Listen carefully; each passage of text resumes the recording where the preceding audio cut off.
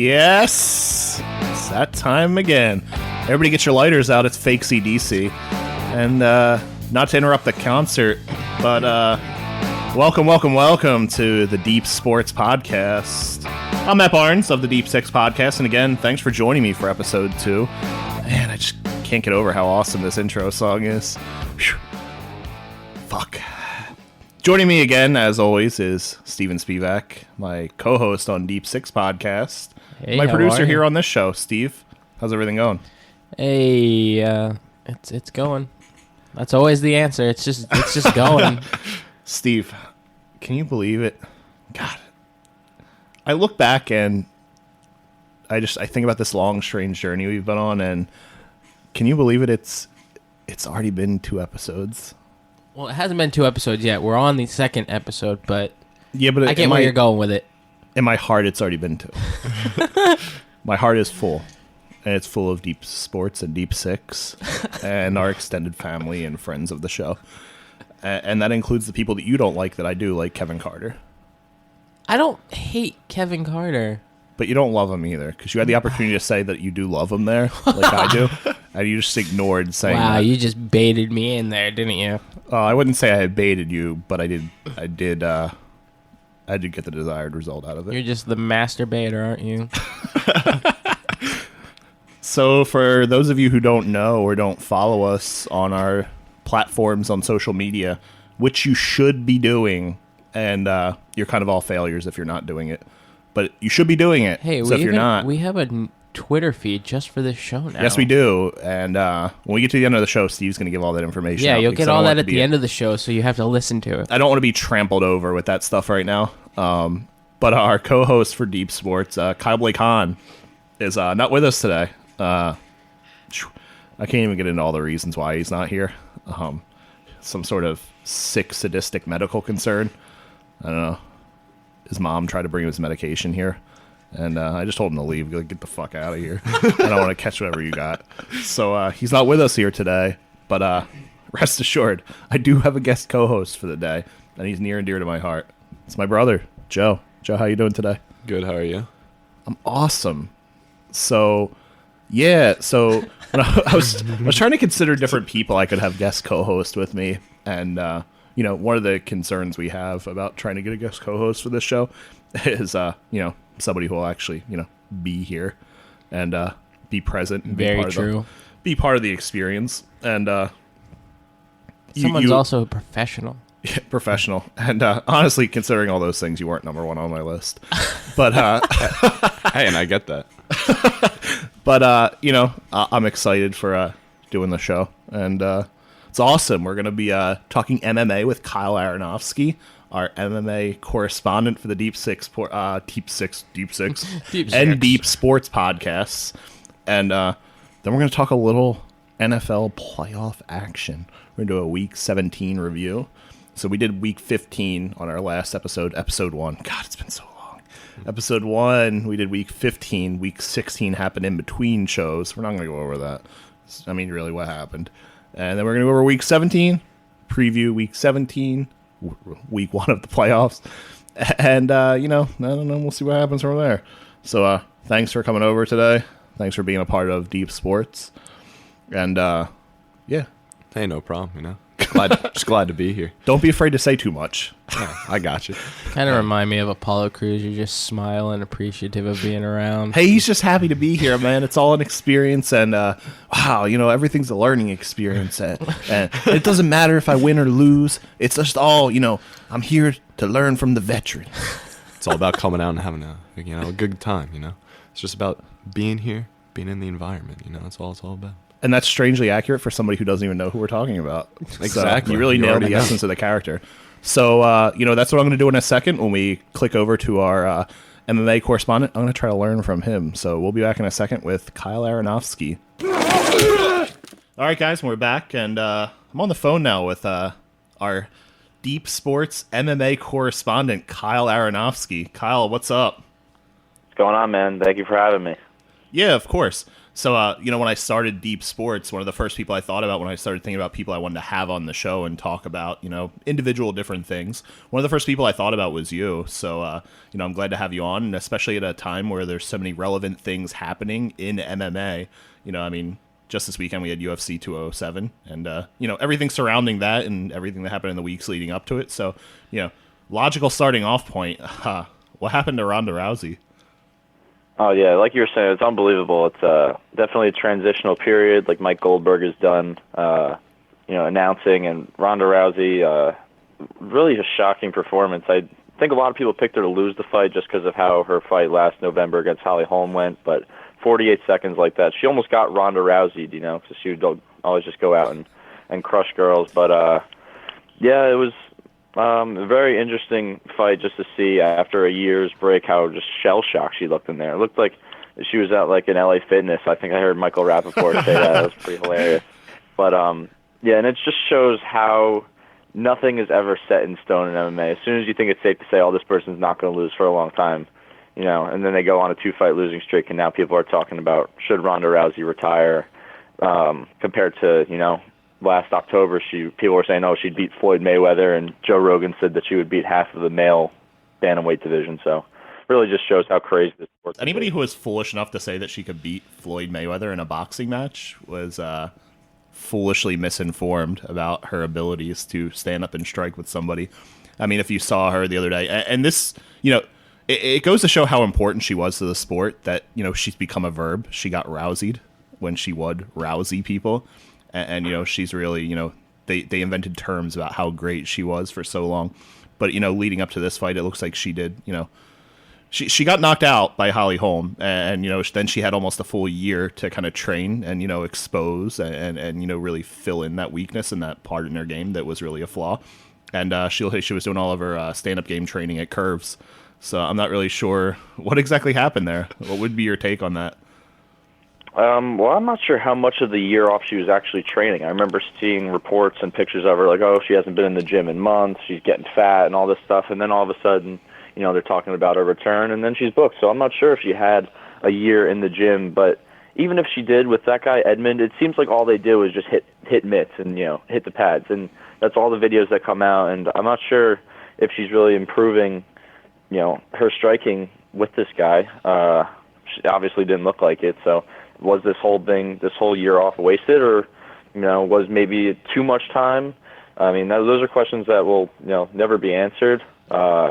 People have been questioning if she's going to retire or not, and I think she's going to come back and fight again, but will she ever be champion again? That's just ridiculous. I don't think that'll ever happen. I think that's one of the questions I put in my head when I thought about, is she going to come back or not?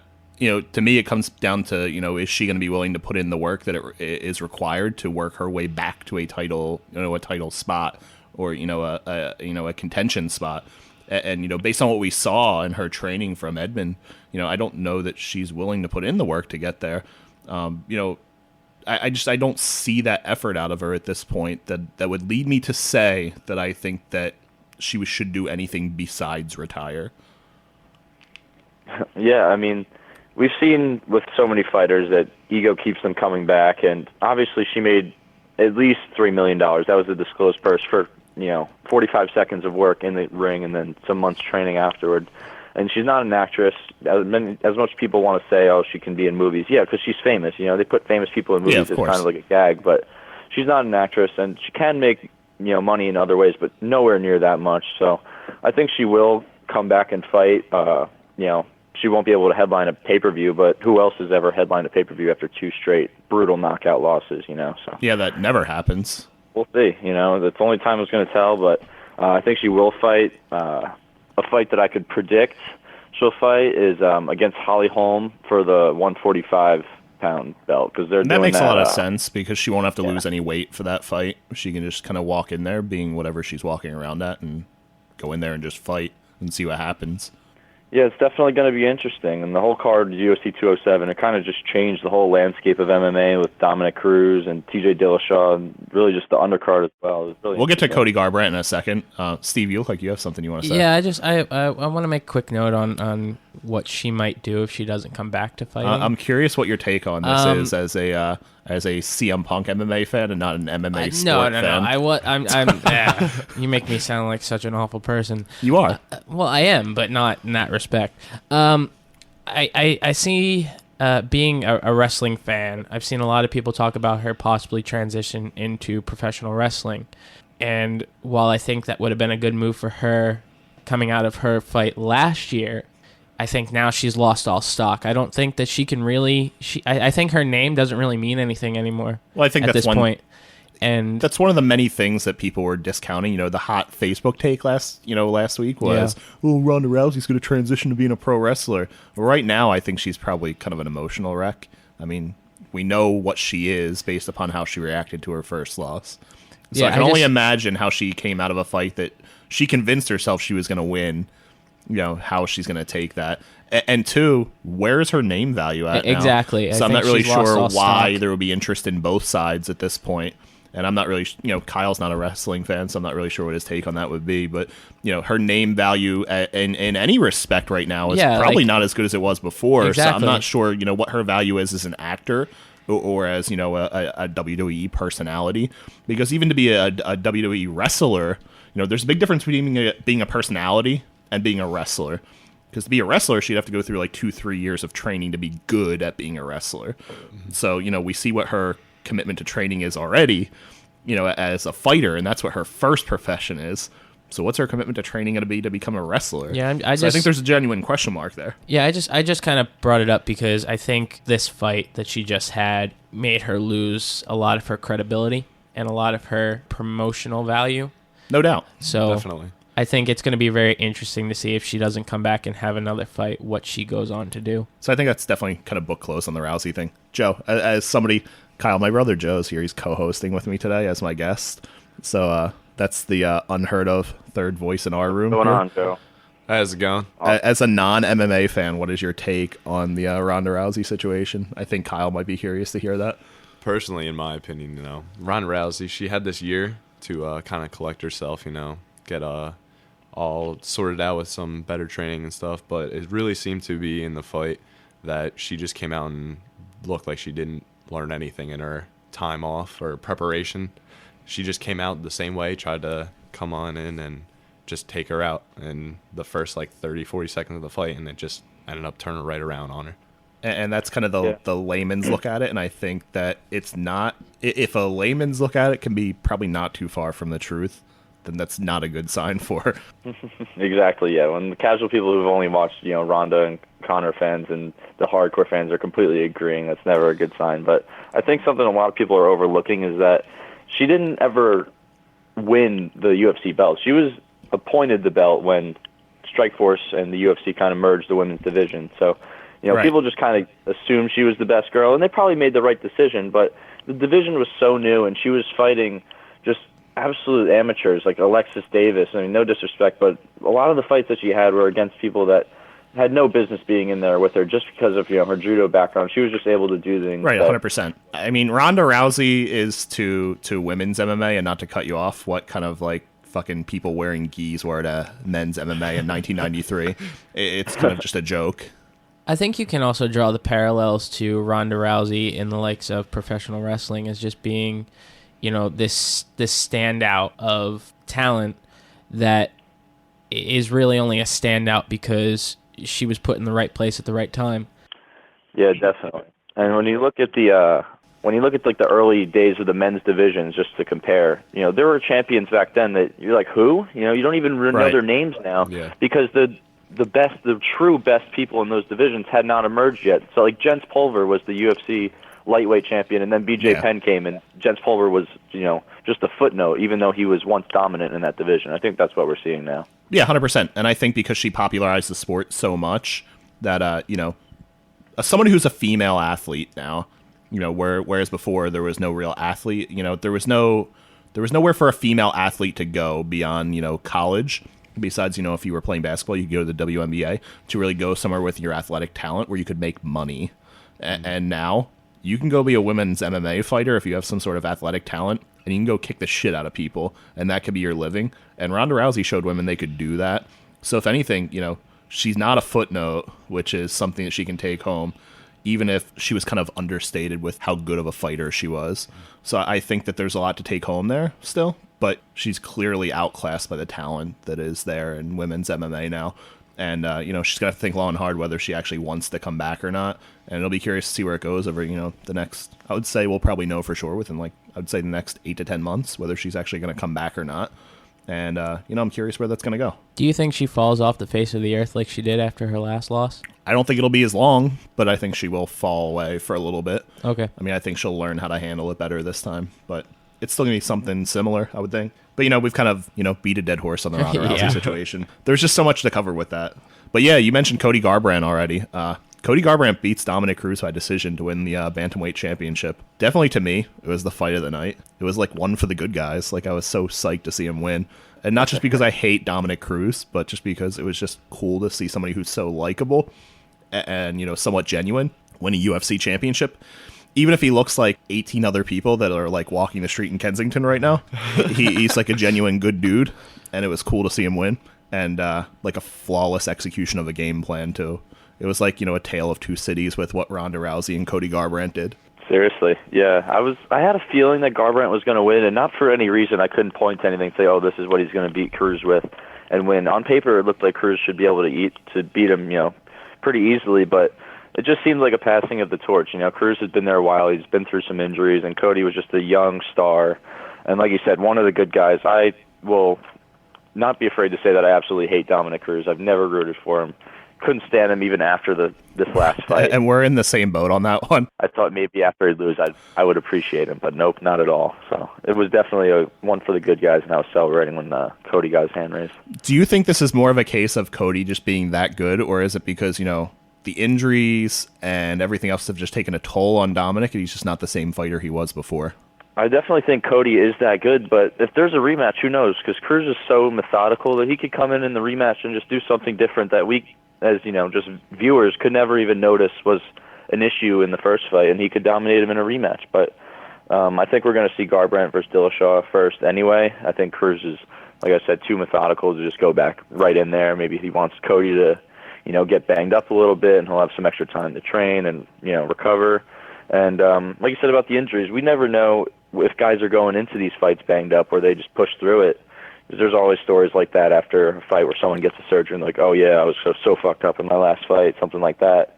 And he looked really, really slow even for him during the fight. I mean, normally he is slow and methodical, but he looked just physically slow. Maybe he was hurt, I don't know. But I mean, just to even come back from being hurt the way he was over and over again, missing years away, and come back and win the title, it's miraculous already.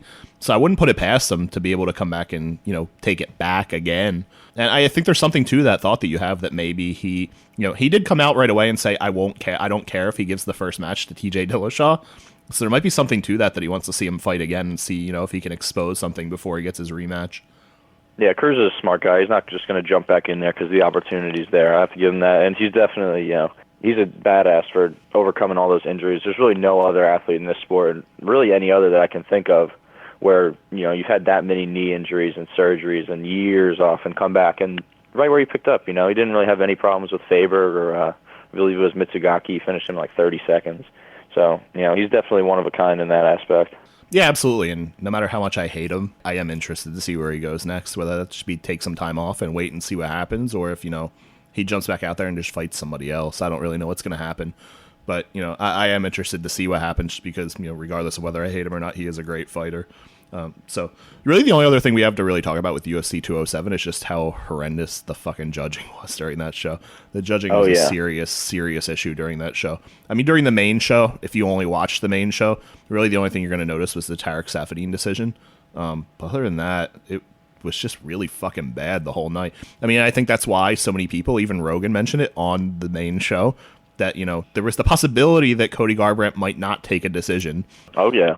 I was very worried that was going to happen just because the first 2 rounds... Yeah, we were talking about it during the show, that we thought that there was a possibility that he might not take a decision, and it was worrisome to me. And, I mean, when you look at the scores, the one judge did score at 48-47, which means that the one judge didn't give him the 10-8 round, which he should have clearly gotten the 10-8 round. He had 4 knockdowns in the one round. Was that the 4th, I think, that he had the 4 knockdowns? 4th or 3rd, I believe. Yeah, so if you don't call a 4 knockdown round 10-8, you should not be an MMA judge. I mean, there's some serious issues there, and I don't really know where they go to fix this. I mean, do you have any suggestions for that? I've racked my brain all. When I started putting the show format together before I gave it to you, I've racked my mind trying to figure out some suggestions that I could bring up on the show to throw at you, and I can't think of anything they can really do to fix this issue, because you do need judges to remain impartial. So you can't really go to people with fighting experience, because anybody with fighting experience isn't going to be impartial. So I don't really know how you go with this to keep it impartial and also improve the quality of the judging. Yeah, I think there's a lot of just glaring problems because it's the same, format as boxing, but it's a completely different sport. Obviously, there's no takedowns or submissions in boxing. Well, that is the first issue. The scoring system has to be changed. Yeah, and what we saw with, I believe it was the Neil Magny versus Johnny Hendricks fight, and I was talking to Gilbert Melendez about this, that, say Johnny Hendricks got a takedown. He didn't do anything with it. There was no ground and pound, and Neil Magny, puts up a weak submission attempt. He obviously wasn't going to get him with it, but he threatened him with it. So one judge might say, oh, well, he got the takedown. He clearly, put him in a bad position. He could have gotten some ground and pound in.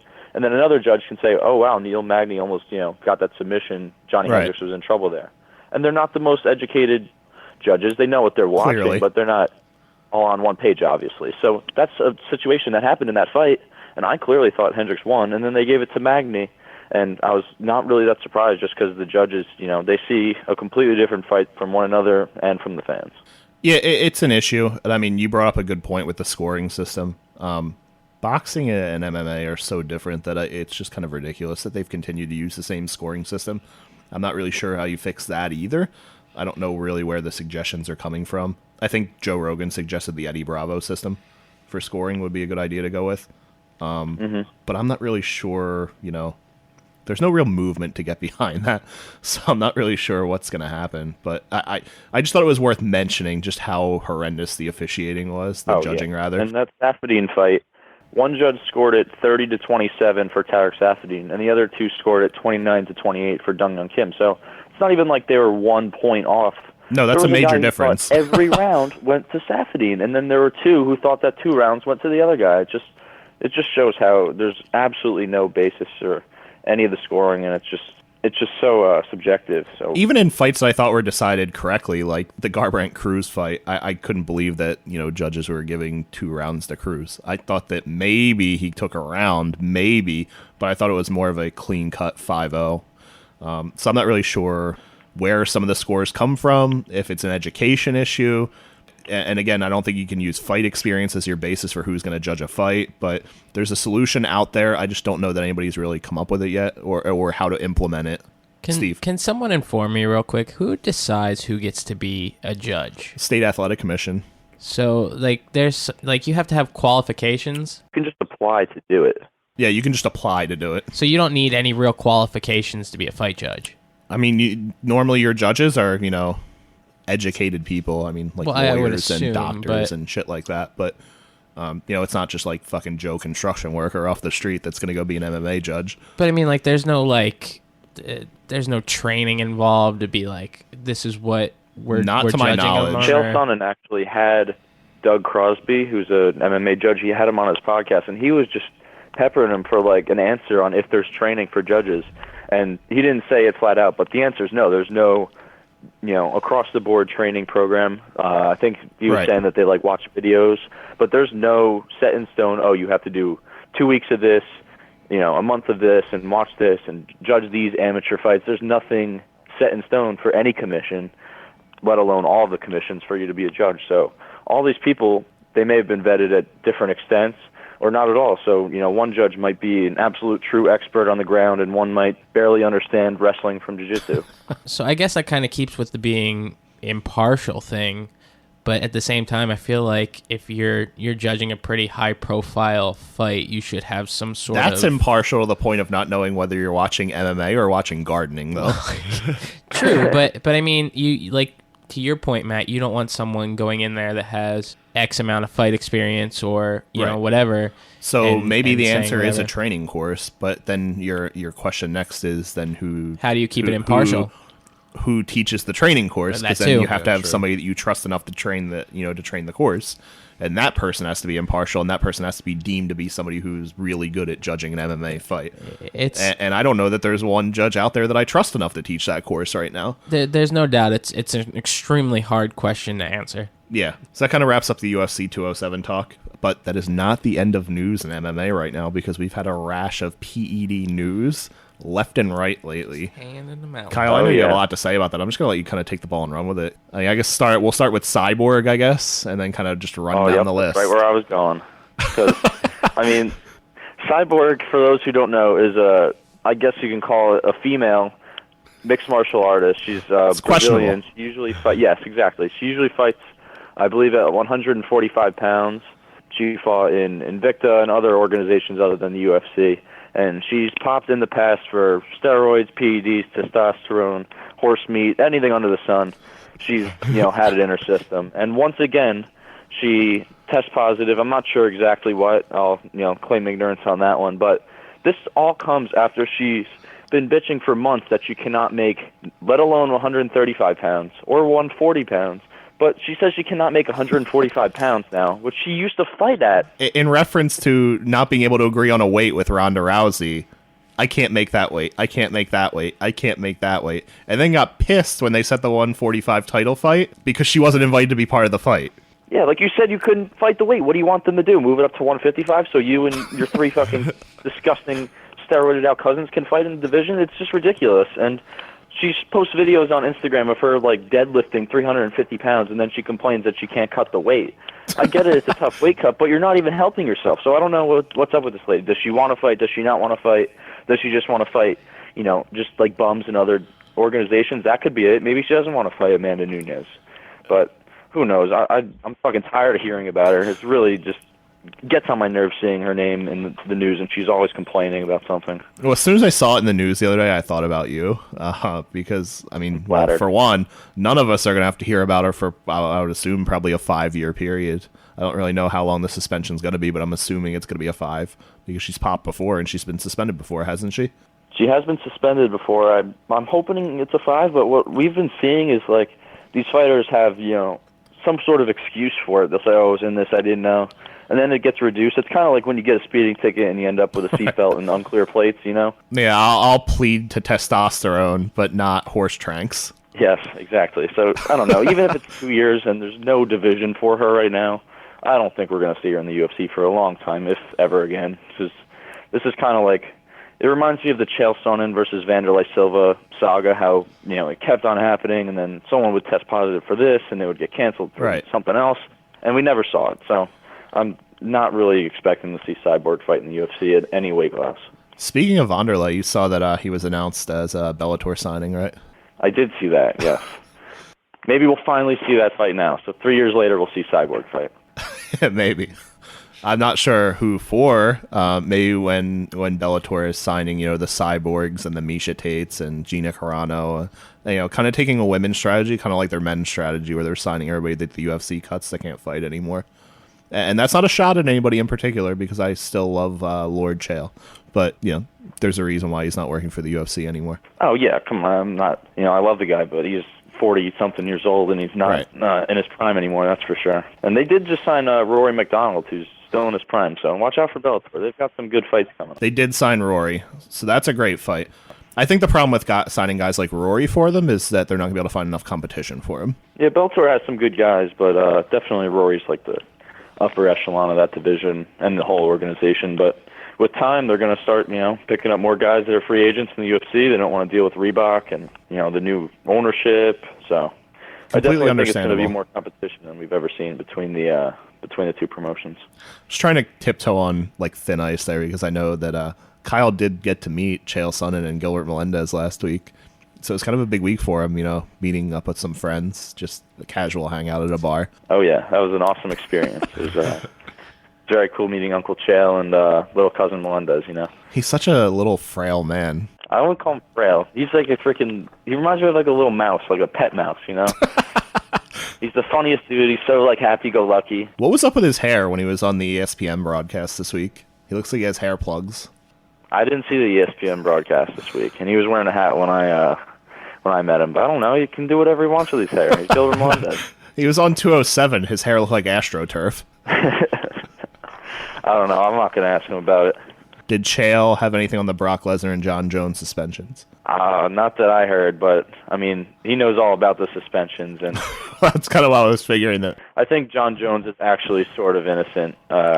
You know, it was like in some supplement. He went on Joe Rogan's podcast and really broke it down. But boner pills, man. Yeah, We'll exactly. do you in. You got to watch out for those boner pills. Those, whatever, like Rhino Power 7. It's the aftermarket boner pills. It gets everybody. Can't take that shit. Yeah, that shit's a little sketchy for me, but yeah, he's out till July, I believe. So, I mean, it's a year, I believe, since his last fight. It's like retroactive, which isn't the biggest deal because he really only fights twice a year anyway. But right now, light heavyweight, because of that, is screwed. They only have one fight to make, which Right. is Rumble Johnson against Cormier, and Cormier just had surgery. So, you know, UFC's hurting in that division, and your boy Gustafsson, I think he's fucking hiding out in a cave somewhere. He's been on a series of injuries though too, so he might just be kind of just biding his time until the main fight happens and then picking the scraps when it's over. But I also don't think Jon Jones is going to come back at light heavyweight anyway. I think he's going to come back at heavyweight.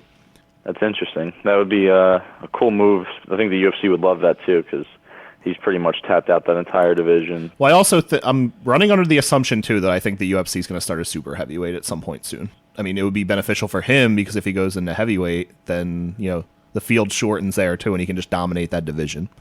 So, Real quick, before we get away from the Yeah. PEDs, does the UFC have any kind of like 3 strikes you're out rule or anything like that in place? it's all Like, governed by are you- USADA now. Okay, so there's no, so it's not like with professional wrestling where if you get popped 3 times, they pretty much fire you or anything like that. No. I believe now under USADA, it's I could be wrong, but I believe the first offense is 2 years, second offense is 5 years, and third offense is banned for life. So That's what it's there is supposed to something be. in Yeah. place, Okay. but like I was saying, these things get reduced, and you're able to, you have some wiggle room there. So I don't think we'll see anyone actually get banned for life because if Ken Shamrock is still fighting and Josh Barnett, then we'll see. Yeah, and I mean Vanderlei got that lifetime ban, and we see that he is now fighting again. So I don't think Yeah. they're ever going to actually enforce that, even if they give it to somebody. Okay, They'll fair soften enough. up at some point. I was just curious as a passive UFC fan. Kyle, I know you had one thing you wanted to talk about before we go. UFC and interim titles. Yeah, the interim belts are something that I've really just been seeing like all over online and in forums and stuff, and it's gotten so out of hand, and it's going to come back to bite the UFC. So for casual fans, you might know what an interim belt is, but it's really supposed to be used when the regular champion is either injured or can't fight for an extended period of time. A recent example is George St. Pierre tore his ACL, and he was out for, I believe, 16 months, so they had an interim title fight between Carlos Condit and Nick Diaz, and that guy served as a champion until George came back, and then those two fought. So that always worked for the UFC. They never had any problem with it, but they didn't really abuse, the interim title fight and stuff. And now Right. they're really starting to do that. Like what they just did was Max Holloway against who did Max Holloway fight for the interim belt? Do you Shit, remember? I can't even remember that.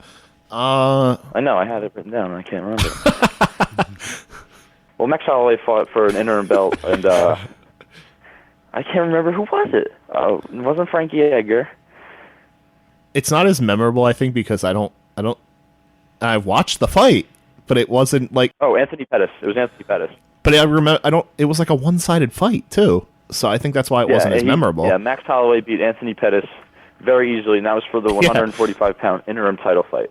But the problem is that Jose Aldo, the 145-pound champion, is fine. He's not injured. He's on the roster. Yeah, he's not hurt. suspended. Nothing like that. Yeah, he's fine. I mean, he's kind of a fucking dope, but he's fine. So they only used this interim title to upsell UFC 206, I believe it was, because there was no title fight. They had on no it. main event because they had an injury. Yeah. Yeah. So to get casual fans to buy the card, they just throw an interim title fight on this. Oh, this is for the belt. And people, they don't really think much of it. And they're like, oh, title fight's tonight. And they'll buy the card. Which, all right, makes sense as a business move until you look at how whoever the interim champion is basically guaranteed the title shot. You can't make Jose Aldo against Conor McGregor 2 before you make Aldo against Holloway since he's the interim champion.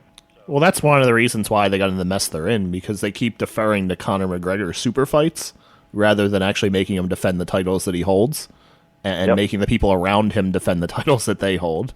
Yep, and now what they're doing is they're talking about an interim lightweight bout between Khabib Nurmagomedov and Tony Ferguson. And for those who don't know, Conor McGregor is the regular lightweight champion. Right. And he's having a kid, so he says he might be out for 9 to 10 months, which for an interim title it's crazy to put another belt on the line for that short of a time, because guys have gone over a year without defending their belts, and they've never even thought about an interim belt.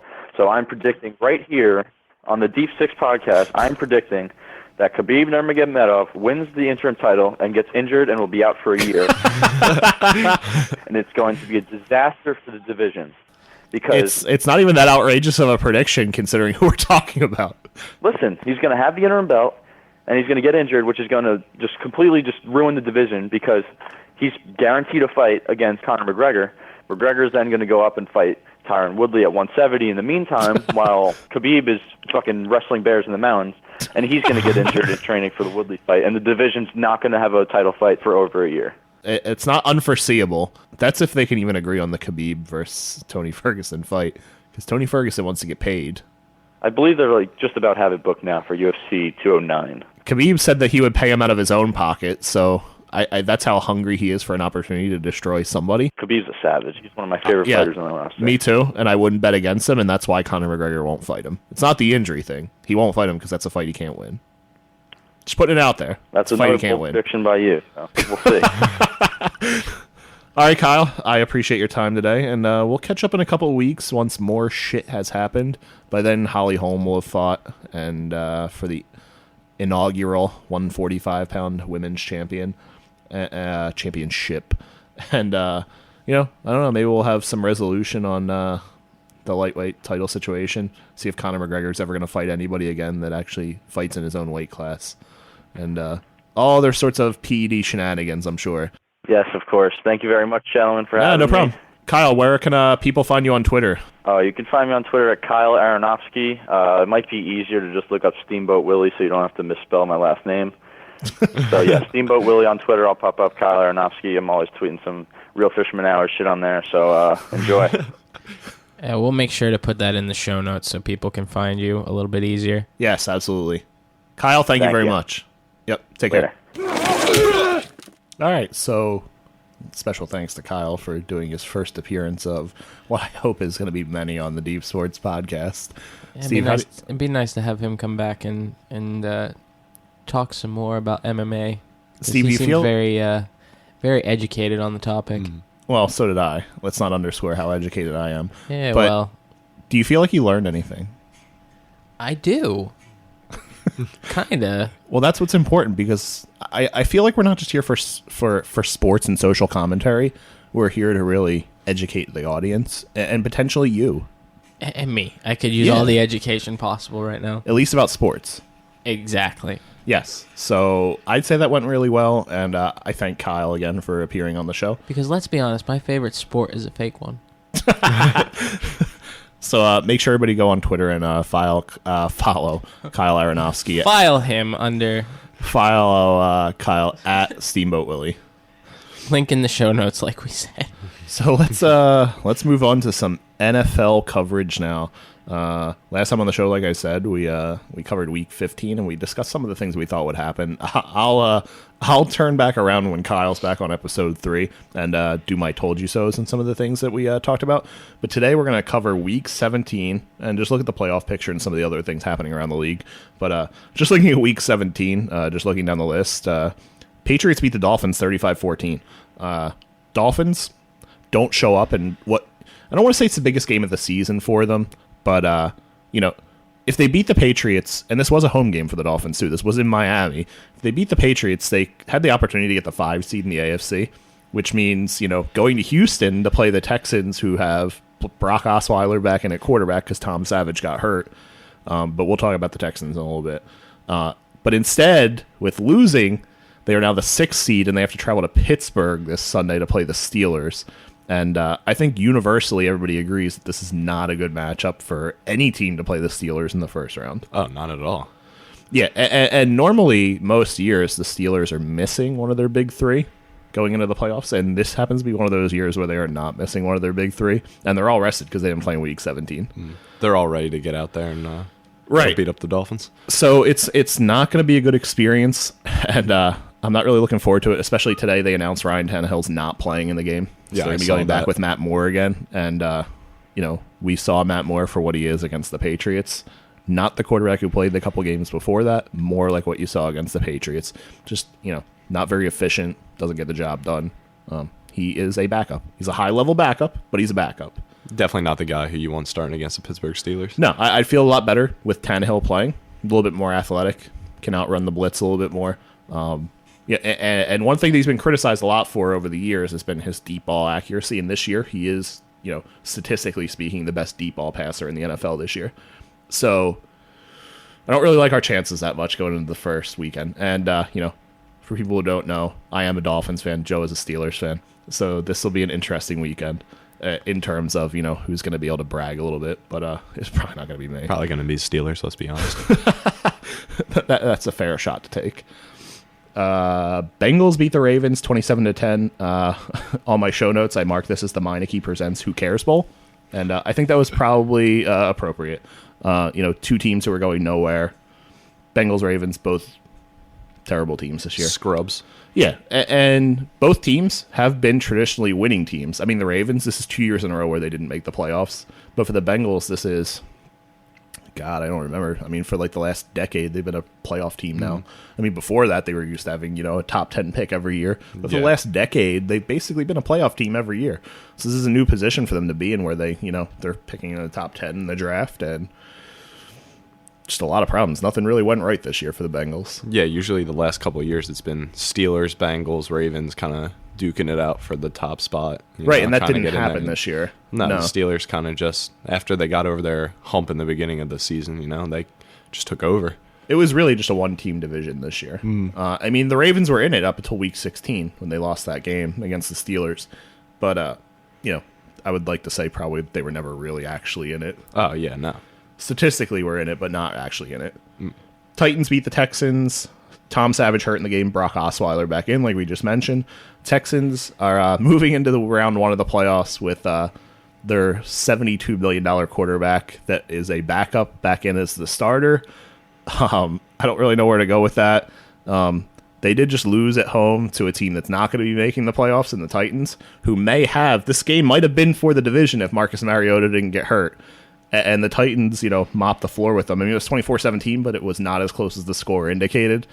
And, if Marcus Mariota had played the week before and they could have won that game over the Colts, Texans might be looking at not being in the playoffs this year.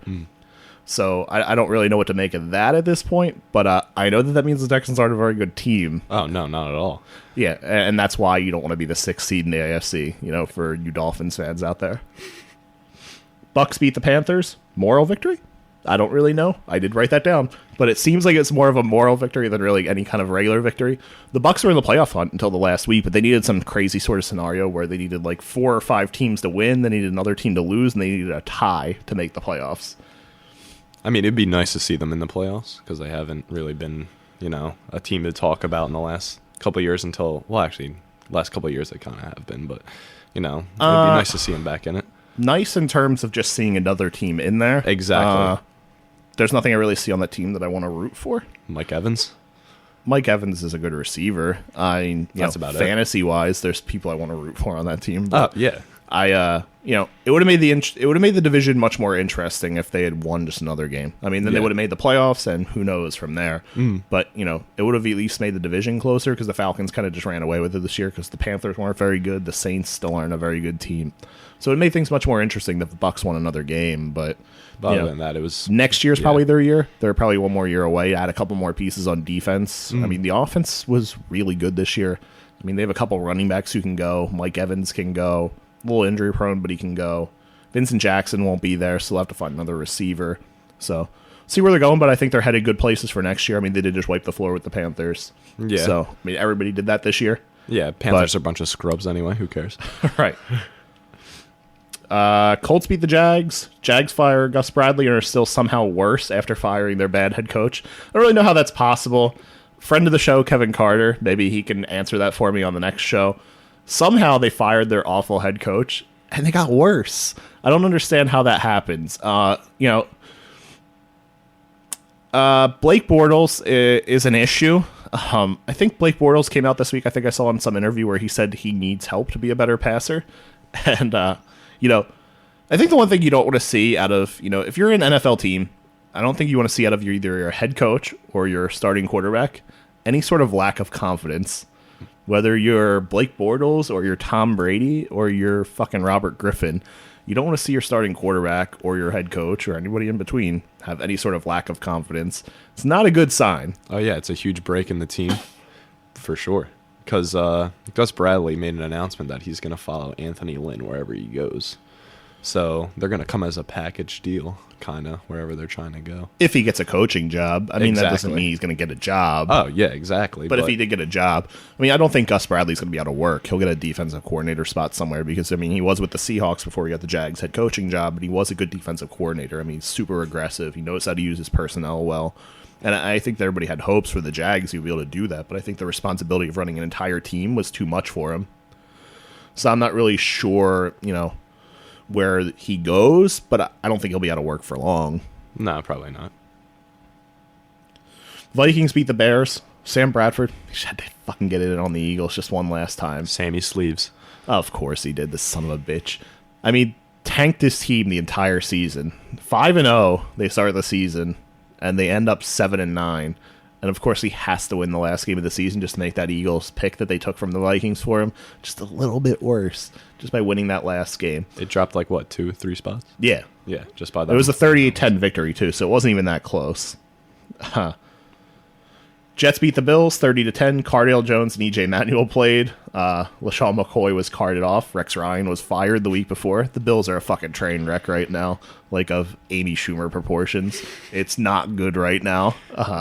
I don't want to be anywhere near that Bills job, especially with unstable ownership. And that's one of the NFL head coaching vacancies right now, which we're going to get to in a little bit. But that Bills job might be worse than the Rams job, but I'm not sure that it's even that close. They're just terrible. There's not even much to say about I think that the appealing part of it might be the Bills Mafia. Yeah. You have the fan base, which is cool. You're out there in the fucking parking lot taking fucking body slams through tables and off of RVs and stuff. So at least they're gonna be. So they have CZW in the parking lot. Pretty much. If you go online and look on a video, it's basically like that. They're fucking taking RKOs off of fucking RVs through tables. Bills Mafia is lit. That sounds like a tailgate party I want to attend. It would be a tailgate party you'd be interested in, and Steve would just stay out in the fucking parking lot all day, and they'd be inside playing shitty football inside the stadium, and Steve would just be out there fucking yeah. Parking lot covered in ice, people dropping beers everywhere. Yeah, they don't care. They're out there breaking their backs. They don't give a shit that fucking Rex Ryan is in there ruining their team, and they're playing Cardale Jones, who is a reject at Ohio State, and LaShawn McCoy just tore his ACL. They don't care. Nah. Whatever. Our team sucks anyway. We lost 4 straight AFC championships. Sorry, 4 straight Super Bowls. Got caught up in the Eagles hype there a little bit. 4 straight. Steelers beat the Browns. There's nothing to cover there. The Steelers sit Ben, Antonio Brown, and Le'Veon Bell, and somehow the Browns still lose the game. That's really all that needs to be said about that game. They're just scrubs. How did the Steelers sit their 3 best players, and the Browns still lose the game? It's because they're the Browns. Browns' defense isn't even that bad either. Yeah, they have That's been the playing good part pretty of their this team. year. Yeah. You got Williams coming in as your backup running back. He stepped in, so he already has the good experience and everything. Right, but then you have Landry Jones coming in at quarterback, so it's not like it's getting better at quarterback. Just have to rely on your run game a little bit more. Falcons beat the Saints 38-32. Falcons' offense is great. Their defense still sucks. It's not really a good recipe for success in the playoffs. I think they're lined up so that if the Seahawks beat the Packers, I think that's the game, right? Seahawks-Packers? I think so. If they get... I'm trying to remember if that's the game. Seahawks-Lions is the first round game. Yeah. I think they would get the winner of that game. And it's not like Atlanta is really a hard place to play at. There's really kind of a negated home field advantage there. And I certainly wouldn't, I'd be scared even having a first-round bye, having to play Seattle coming in to play me, as a team that has a horrendous defense. Hey, but you never know. 1 yard line might come again. I'll say this. I'd rather play I'd rather play the Seahawks in that scenario, where I think I can control the Seahawks offense because it's been atrocious this year, than playing the Lions. Yeah. Well, So the you never Lions' know. offense can put points on the board, and their defense isn't terrible this year. Stafford, man. Right. So I think that if between the two, I'd probably rather play the Seahawks. But don't hold me to that. I don't know if that's a smart thing to say. Yeah, I mean, like I said, 1 yard line could come back again and haunt them. Right. You never know. I mean, it's going to be one of the people's trendy picks to go to the Super Bowl. I'm pretty sure I've seen them in a couple places already anyway. Giants beat the Redskins. Redskins don't show up with the playoffs on the line. That's really all that needs to be said about that game. Cards beat the Rams 44-6. Jared Goff rhymes with cough, as in he choked. He's terrible. Wow. Jared Goff was the number one pick in the draft, and he's been utterly atrocious. He looks like a guy who doesn't know how to play football in the NFL. Pretty much. I mean, and then I heard that he went in the locker room after the game and like individually went up to players and told them, I'm going to get better for next season. I have to get better. And players are giving interviews and saying, man, I hope he gets better. That's a dysfunctional situation there where your number one overall pick in the draft doesn't even have the confidence of his offensive lineman. That's just awful. And you're trying to attract a new head coach to come play in that situation. No one's going to come. You have no court. You have no one. It's bad. And I still think the Bills are probably a worse situation than that. Broncos beat the Raiders. Raiders are driving without their car. Haha. Derek Carr going down. Probably the worst thing that could have happened to the Raiders. Derek Carr was my MVP pick on the last episode of Deep Sports, and then promptly broke his leg directly after that. Like, literally 2 days after we recorded. So, Raiders get the Texans first round of the playoffs, and they're probably going to beat the Texans. They're still probably going to win, yeah. Yeah, and then they're going to travel to... The Patriots have a bye, and the Chiefs have the bye now, and they're going to travel to one of those two cities. So if it was the Raiders, it would be Kansas City, and they're going to get smoked, and that's going to be the end of it. Andy They're Reid, starting baby. Connor Cook in his first NFL start, first QB in NFL history, get their first start in the playoffs. So it's going to be interesting, because if Connor Cook can come in and he can play even remotely like Derek Carr, then they're going to be fine. But if he can't, if he plays more like Matt McGloin, like a backup, then they're cooked. Well, in the half that he took over, he threw for, 150 yards? Matt McGloin? Oh, no. Wait, didn't Cook... Connor Cook didn't come in yet. Did he? Did he No, play the last game? I could have sworn it said he came in, threw for 150, and Oh, that's right. McGloin got hurt during the last game, didn't he? And then Cook played. Yeah, he came in, threw for 150. We'll see. I mean, it's not like he doesn't have any experience. I mean, he started over 40 games at Michigan State, which isn't, it's not a rough conference. It's not an easy conference to play in. It's not like you played in the Pac-12. So you're playing with, rough defenses in the Big Ten. I mean, you're playing the Ohio States. You're playing the Michigans. You're playing Penn State. So you're playing teams that can rough you up. Mm-hmm. And he played well. So those were the years when Michigan State was good when he was there. Yeah. So I don't know. It's the first QB in NFL history again that's going to get their first career start in the playoffs. So who knows what to expect with that, but I do think they're going to roll over the Texans and get into the second round, and then who knows? They're probably gonna, if you play the Patriots, you're going to get smoked. Mm-hmm. Play the Chiefs, they might have a fighting shot. Chiefs beat the Chargers. Chiefs secure the 5 seed. No surprise. That's really the big gift there. They get to play, So, Seahawks beat the 49ers. Niners fire Chip Kelly and Trent Baalke, their GM, after the game. The Packers beat the Lions. Packers win the division. So, there you go.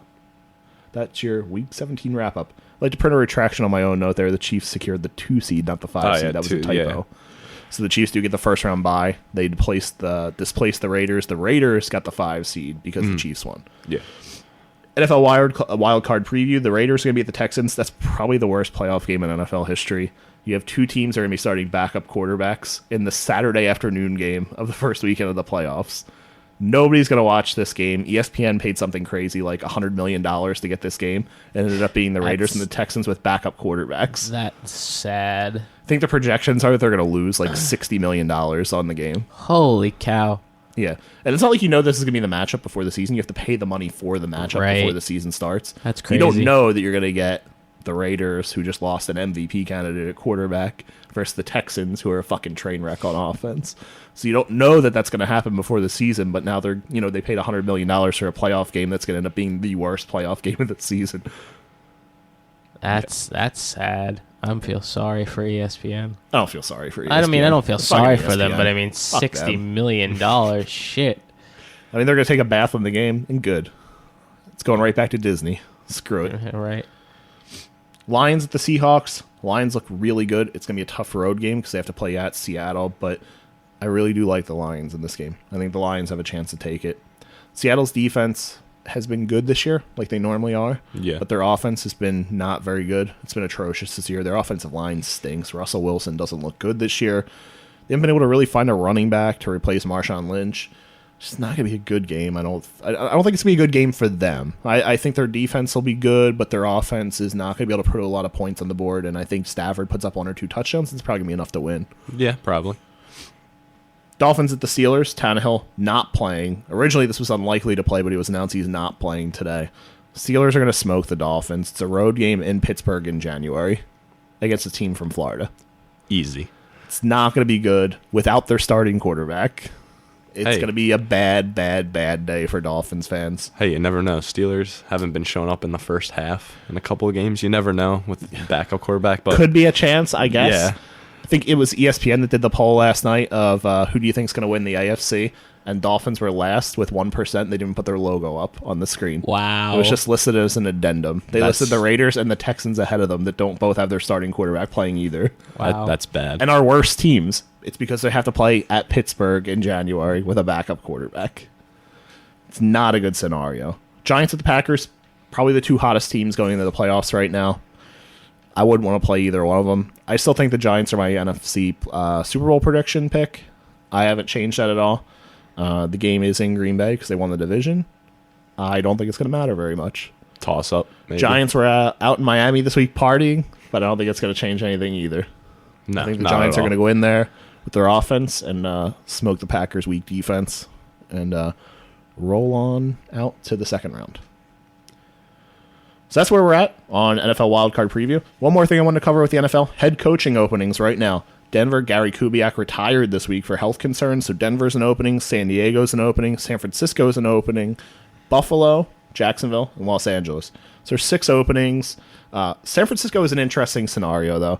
There's a lot going on with San Francisco, and Joe brought this to my attention last night. Why don't you tell people what's going on with San Francisco right now? All right, so many of you may not know. Mr. Rob Schneider himself. I don't think anybody knows what's going on with that right now. Rob Schneider has taken action to Twitter, and he's tweeted at the owners of the 49ers, the organization themselves, everyone. He's saying, guys, you need to sell me the 49ers. He has brought together buyers, probably the cast of grown-ups, and they're ready to buy the 49ers. They're already making executive decisions, saying they're going to appoint Steve Young as the GM of the team. They're putting together a formal proposal also to try and buy the team. I guess what I'm most curious about here is, one, why does Rob Slater want to buy the 49ers? Like, what is his association to the 49ers? Is he from San Francisco? I don't think so. You didn't think to check that? You brought up the subject and didn't think to check and see if he was from San Francisco? Overlooked that detail. But, I mean, hey, he's got all that money. That grown-ups 2 money. 2, I don't think anybody checked, even Rob Snyder himself, to see if the 49ers were for sale. Because, it doesn't seem like they're not responding to him, correct? Like, they're not roasting him like Wendy's Twitter account right now? No. God. Like, it would be funny if, like, the 49ers started tweeting yeah. Rob Snyder back and being like, you fucking joke. Like, you were the fucking animal. We're not selling the team to you.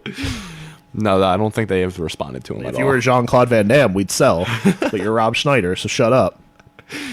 Oh, man, he's taking all that grown-ups 2 money, that real Rob money. So, can we get a confirmation? Is Rob Snyder He from is from San Francisco, So yeah. it's his hometown team. All So I guess I get that part of it. Like, if I was from a city and my team sucked dick, which I'm an Eagles and a Dolphins fan, so my teams both respectively suck.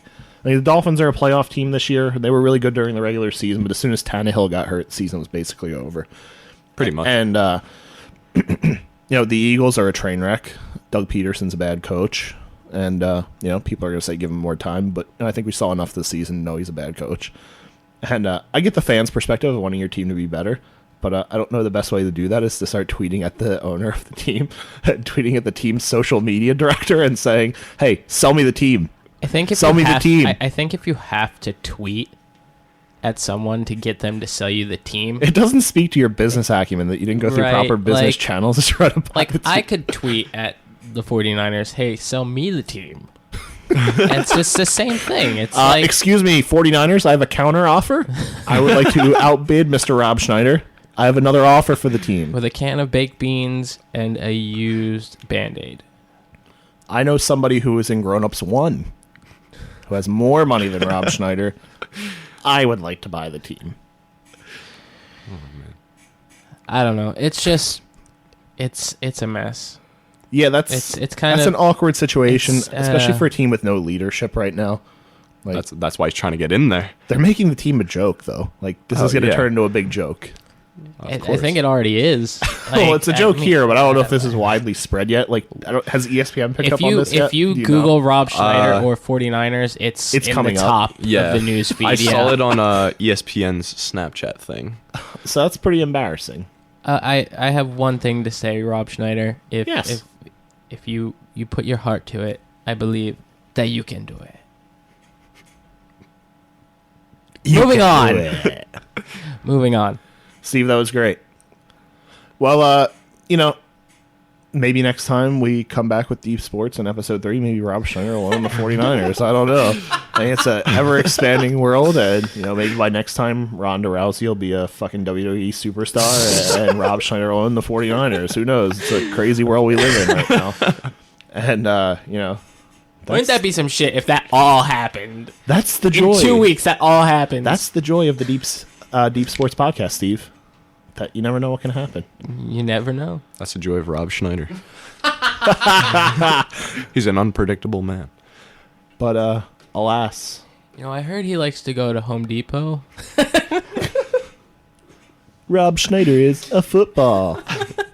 It's just a scheme to make a new movie. Alas, Steve, our time has come to a close today. It has? Episode 2 is over. But I've had a lot of fun. It was nice to have a guest co-host today, and our interview with Kyle Arenofsky was awesome. And again, as I sit in reflection, what a long, strange journey it's been. Steve, KIT, keep in touch. Joe, KIT, keep in touch. Oh, I will, obviously. Joe, where can people find you online? You can find me on Twitter at Barnes and Noble.